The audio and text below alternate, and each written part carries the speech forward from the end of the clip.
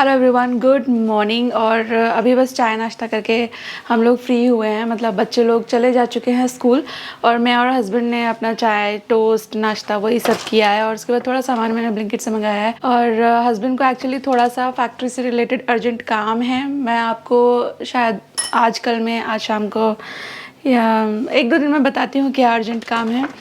पर थोड़ा सा ना he is very occupied these days, very busy about factory. By the way मैंने थोड़ा सामान मंगाया ब्लिंकिट से। ये वाला ब्रेड है ना, हम लोग यूजुअली मंगाते हैं ब्रिटानिया का, पर वो उतना नहीं टेस्टी लगता। या तो मैं कभी कभी घर पे भी बना लेती हूँ, बट ऑनेस्टली मैं आपको बोलूँगी मुझे उतना टाइम नहीं मिलता है कि मैं रोज़ ब्रेड घर में बना पाऊँ। तो कभी मेरे शेड्यूल में शिफ्ट होता है क्योंकि उसको 2 बार प्रूव करना पड़ता है, देन बेक, देन एक दिन का रेस्ट, तब वो फिर कहीं सॉफ्ट होती है। वरना अगर आप बेक करके तुरंत ही खाना लगेंगे तो काफ़ी क्रस्टी होती है। नो डाउट घर की ब्रेड ज़्यादा हाइजीनिक एंड टेस्टी होती है। बट मैं आपको ये बता रही थी कि बाहर से हम लोग जब मंगाते हैं तो यूजुअली मंगाते थे ब्रिटानिया का, एंड अच्छी भी है वो। उसके साथ एक तो ब्रिटानिया है और एक और कुछ था, मुझे याद नहीं आ रहा उस ब्रांड का नाम। लेकिन फिर ना ब्लिंकिट पे ये मॉडर्न नाम का एक ब्रेड मिला, तो ये मंगाया। एक दिन हस्बैंड ने मंगाया था पहली बार, मैंने नहीं मंगाया था क्योंकि मैं कैसी हूँ ना, मतलब मेरे लिए कोई सिस्टम सही चल रहा है तो मैं उसमें टच ज़रा कम करती हूँ, फेर फार कम करती हूँ। मुझे लगता है कि ये चल रहा है ना, अच्छा है, तो कहीं टच करके उतने अच्छे रिजल्ट ना मिले तो फिर बाद में मुझे ज़्यादा परेशानी होती है। मैं बहुत ज़्यादा सोचती हूँ क्योंकि, लेकिन वो है ना, थोड़ा एक्सप्लोर करते हैं चीज़ें। तो उन्होंने मंगाया एंड खाया तो बिल्कुल वो नॉर्थ वाला टेस्ट था उसमें, दिल्ली वाला।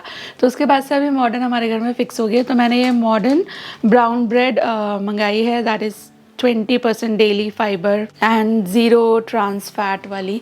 मतलब ये टेस्ट अच्छा करती है। और साथ में थोड़ी मिर्चियाँ, तीखी वाली मिर्चियाँ आ गई। मैं इनको अभी धुल करके इनके जो ऊपर की डांडी है वो हटा करके रखूँगी, तो ये फिर कई हफ्ते फ्रिज में अच्छी रहती हैं। ऑल्सो थोड़ा पनीर, दही एंड दूध रोज़ सुबह में एवरीडे नियम से। अरे 3 बैग दिए, मुझे चेक करना पड़ेगा, मैं 4 मंगाती हूँ।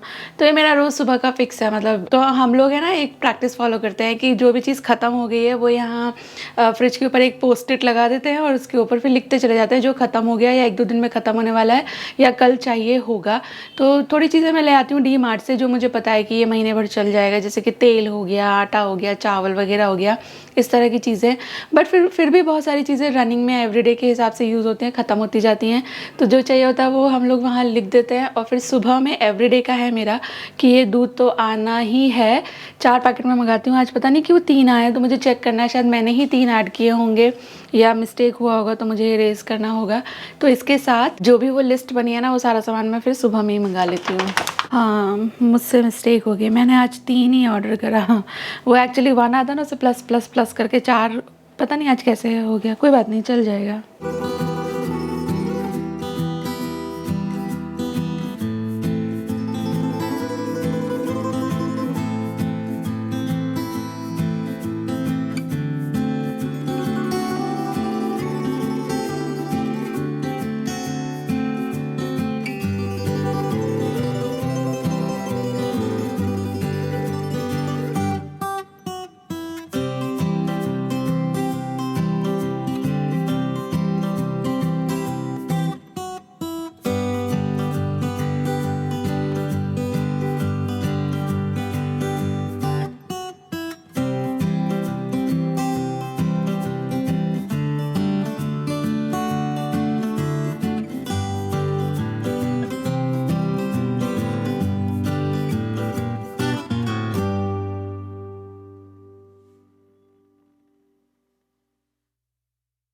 और मुझे लास्ट किसी वीडियो में एक कमेंट रिसीव हुआ था, वो बोल रही थी कि दीदी जब आप घर के काम करती हो ना, जो कुछ भी करती हो वो सब हमको दिखाया करो। तो मैं पहले दिखाती थी, फिर मैंने धीरे धीरे कम कर दिया, ये सोच कर कि आप में से बहुत लोगों को ये अच्छा नहीं लगता है। पर अगर आप चाह रहे हो देखना तो शायद आपके जैसे और भी होंगे, तो फिर देख लीजिए। तो मैंने सुबह में कपड़े लगाए थे धुलने के लिए, वो धुल चुके थे तो सूखने के लिए डाल दिए हैं। इतनी ठंड तो हमारे यहाँ है नहीं, आराम से कपड़े एक दिन में बड़े ही आराम से सूख जाते हैं। सिर्फ सुबह में जब बच्चों को भेजना होता है ना उस वक्त होती है ठंड, तो उस वक्त ही बस मैं स्वेटर पहनती हूँ, वरना स्वेटर पहनने की भी ज़रूरत नहीं होती। और कपड़ों के बाद फिर बर्तन की बारी आ जाती है। तो पहले डिश वॉशर खाली होगा जो रात के बर्तन थे, उसके बाद फिर लोड होंगे। ऐसा कोई फ़िक्स नियम नहीं है कि रात को भी लगेगा और सुबह भी चलेगा डिश वॉशर।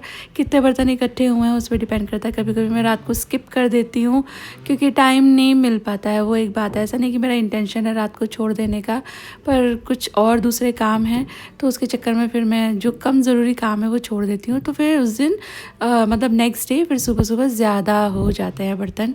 तो जैसा कि आज आप देख रहे हो, कल के बच्चों के टिफ़िन भी पड़े हुए हैं क्योंकि रात को ऐसा कुछ ज़्यादा मैंने काम भी नहीं किया था।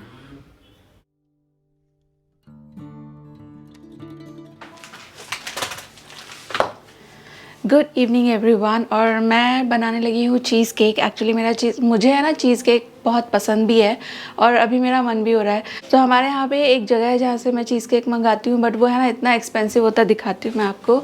ये इतना छोटा सा jar, they serve in a jar, और इतना छोटा सा जार होता है ये 300 350 जितना होता है। और घर में तो आराम से इससे 3-4 गुना ज़्यादा बन ही जाता जब एक बार में बनाने लगे। तो इसके लिए मैंने है ना दोपहर में मंगा लिया था ये एक मारी, क्योंकि यूजुअली हम ये मारी नहीं, इट्स डाइजेस्टिव। यूजुअली हम लोग डाइजेस्टिव नहीं खाते, यूजुअली हम लोग कुकीज़ ही नहीं खाते। अगर चाय वाय के साथ खाने का मन होता है तो आपने देखा ही है, मैं ज़्यादातर खुद बना लेती हूँ चीज़ें, या फिर रस्क वगैरह हो गया। एंड कभी मन होता है तो मंगा लेती हूँ बिस्किट्स, पर ज़्यादातर मैं जो बनाती हूँ वो खाते हैं। But as such we don't have a habit कि चाय के साथ कोई बिस्किट चाहिए ही चाहिए। चॉकलेट चाहिए थी तो मिल्क चॉकलेट मैंने मंगा ली है। वैसे डार्क चॉकलेट अच्छी लगती है पर वो फिर थोड़ी सी बिटर साइड हो जाती है, तो मेरे हस्बैंड को थोड़ी सी डार्क चॉकलेट में कम इंटरेस्ट है, तो इसलिए मिल्क वाली बना ली है। एंड चीज़ मैंने कर्डल करके रख लिया था। चीज़ यानी कि अपना वही पनीर मैंने विनेगर डाल करके कर्डल करके रख लिया था, तो वो रखा हुआ है। बस 2-4 इंग्रेडिएंट्स और लगेंगे। और ये है ना नो बेक होगा तो क्विक वाला भी होगा। आपको गाना सुनाई दे रहा है? हमारा एक्चुअली पास में नज़दीक में एक पार्टी प्लॉट है, तो वहाँ पे शादी वादियाँ भी होती रहती हैं। तो भी जिस दिन शादी होती है तो शाम से इतना धूमधाम, शाम क्या शुरू से सुबह से ही शुरू हो जाते हैं, क्योंकि रिहर्सल्स वगैरह हो रहे होते हैं एंड फिर शाम को इवेंट होता है। तो कभी कभी तो बात करना भी मुश्किल हो जाता है। आज भी शायद कुछ इवेंट है, I am not sure if it's शादी, क्योंकि गाने थोड़े से डिफरेंट हैं, तो वो आवाज़ फिर बहुत ज़्यादा आती है। सच बोलो तो अच्छा लगता है गाने सुन सुन के। मुझे उस दिन फिर एलेक्सा ऑन नहीं करनी पड़ती, यही लोग एंटरटेनमेंट कर देते हैं। बट कभी कभी जब आप थोड़ा सा ज़रूरी काम कर रहे हो, आपको पीस चाहिए, शोर नहीं चाहिए, कंसंट्रेट करने की कहीं कोशिश कर रहे हो ना, जैसे बच्चों के टेस्ट एग्जाम वगैरह होते हैं, तब फिर बड़ी कोफ्त आती है इन लोगों से मुझे। मार्केट में है ना चीज़ केक के नाम पे ना वो विपिंग क्रीम मिक्स करके चीज़ केक दे देते हैं। मैंने कई बार, जैसे मैं दीवानी हूँ बिस्कॉफ चीज़ केक की, और मैंने शायद 10 एक आउटलेट यहाँ पर ट्राई भी कर लिए होंगे। तो चीज़ डला हुआ हो ऐसे बहुत कम होते हैं। बहुत लोग क्या करते हैं, बिस्कॉफ में ही विपिंग क्रीम फोल्ड करके दे देते हैं एंड दे थिंक कि किसी को पता नहीं चलेगा। और विपिंग क्रीम तो मुझे बिल्कुल भी पसंद नहीं है। 2 रीज़न्स, 1 वो सोय बेस्ड प्रोडक्ट है और मुझे मना है, तो मैं उसको फिर ज़्यादा यूज़ नहीं करती है, ना ही मैं अपनी फैमिली को फीड करती हूँ। काफ़ी ज़्यादा फैटनिंग भी होती है। 2 बार ऐसा हुआ है कि मैं कार्टन लेकर आई हूँ, थोड़ा थोड़ा यूज़ किया, उसके बाद फिर एक्सपायर ही हो जाता है, तो मुझे दोनों बार डिस्कार्ड करना पड़ा। तो अभी मैं यूज़ ही नहीं करती। जितनी हो सकता है मैं डेयरी क्रीम यूज़ करती हूँ। और डेयरी क्रीम का फ़ायदा ये है कि वो छोटे छोटे कार्टन में भी आ जाती है। अगर आपका मन नहीं हुआ कुछ भी ऐसा वैसा बनाने का, जैसे प्लान चेंज हो गया, तो फिर उसको कुकिंग में यूज़ किया जा सकता है। उसके तो बहुत सारे, आफ्टर ऑल डेयरी क्रीम तो मल्टीपर्पज़ होती है, but whipping cream is just limited to desserts only.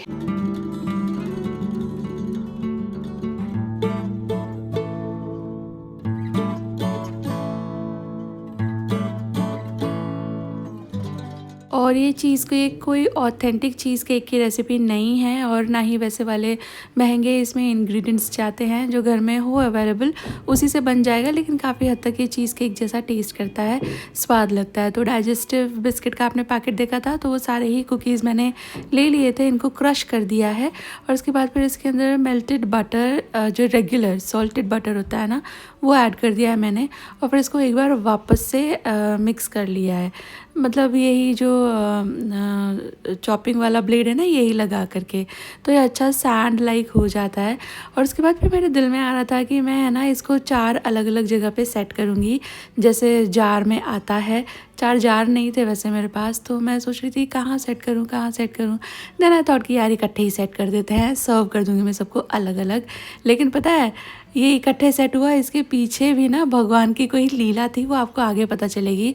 मैं अगर 4 जगह सेट कर देती तो क्या होता, और अभी ये जो हुआ है इससे मुझे क्या फ़ायदा हुआ।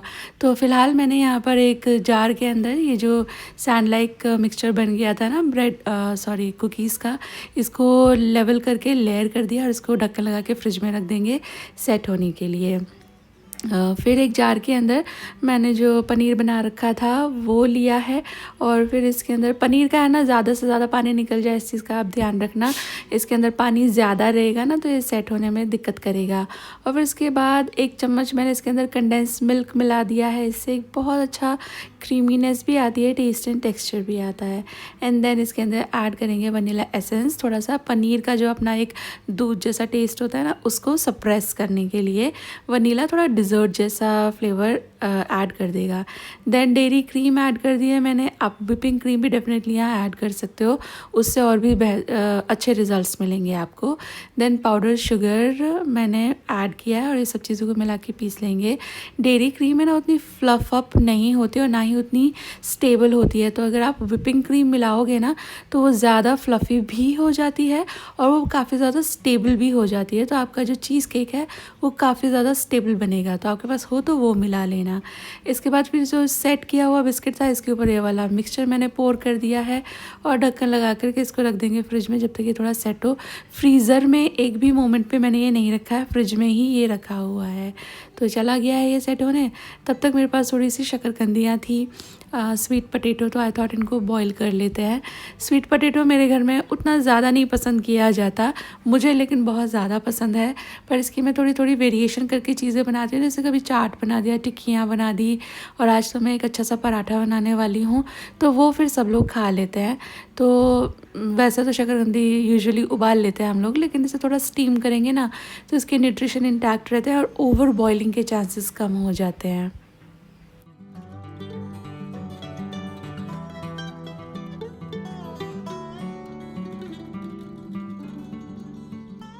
इसके बाद फिर मैंने जो गुड़ है वो चॉप कर लिया है। आप चाहें तो जैगरी पाउडर ले सकते हो, जैगरी पाउडर है मेरे पास, लेकिन वो है ना थोड़ा सा अलग उसका टेस्ट है और वो थोड़ा सा डार्क डार्क कलर का है। गुड़ जैसा मज़ेदार नहीं होता है जैगरी पाउडर, आपने कभी ट्राई किया हो तो। इससे मैंने गुड़ को ही चॉप कर लिया, बट डेफिनेटली आप काम बचाने के लिए, टाइम बचाने के लिए जैगरी पाउडर का इस्तेमाल कर सकते हो। फिर ये शक्करकंदियाँ थी, एक एक हमने खा ली और उसके बाद जो रिमेनिंग थी उसको मैंने इस तरह मैश कर लिया है और बिल्कुल बारीक इसको मैश कर लेंगे। देन इसके अंदर गेहूं का जो आटा है वो ऐड करूंगी।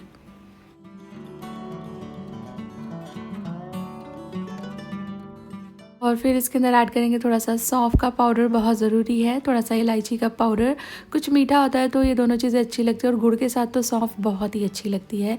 देन स्वाद के हिसाब से नमक मिला देना, जितना आटा हो उस हिसाब से, और उसके बाद फिर गुड़ मिला देना जितना आपको टेस्ट लगे उस हिसाब से। इसमें पानी नहीं जाएगा, तो इस चीज़ का आप ध्यान रखना। और इसमें है ना फिर मैं मिलाऊंगी 1 चम्मच जैसा घी से भी बहुत अच्छे ये पराठे बनते हैं, टेस्ट भी बढ़िया आता है। एंड देखो कोशिश करना कि आपको बिल्कुल भी पानी मिलाने की ज़रूरत ना पड़े, पर अगर बिल्कुल ही आटा नहीं लग रहा है तो बस 1 चम्मच जैसा पानी मिला करके देखना, आटा इसका थोड़ा स्टिफ ही लगेगा। तो बस इस तरह आटा लगा लीजिए और गुड़ के कुछ डलियाँ सी आती रहें तो उन्हें फोड़ते जाइएगा और ये आटा हो गया है रेडी। और फिर इसके आप पराठे बना लेना। इसमें ना मेरे साथ एक सीन हो गया, क्योंकि हम सभी लोगों ने शकरकंदी खा ली थी शाम में ना, तो थोड़ी सी शकरकंदियाँ कम रह गई। वो थोड़ी सी और ज़्यादा होती ना तो आटा थोड़ा सा और सॉफ्ट बनता। हालांकि ये भी काफ़ी ज़्यादा स्वाद लग रहा था, पर इसके किनारे जो फट गया ना वो इसलिए क्योंकि ये थोड़ा सा स्टिफ था। तो इसे घी में सेक लेना एंड ट्राई दिस शकरकंदी का पराठा। बहुत स्वाद लगता है, बहुत मज़ेदार लगता है। मुझे तो वैसे भी गुड़ की लगभग सारी ही चीज़ें, सारी ही रेसिपीज़ पसंद आती हैं। ये तवे पे काफ़ी ज़्यादा सॉफ्ट हो जाता है, टूट भी सकता है, लेकिन बाद में थोड़ा सा भाखरी जैसा आपको ये फ़ील होगा, थोड़ा सा बिस्किट टाइप टेस्टी लगता है। शकरकंदी की ये मात्रा अगर आप बढ़ा दोगे तो फिर ये थोड़ा सा सॉफ्ट बनेगा, वो भी अपने आप में काफ़ी ज़्यादा स्वाद लगता है।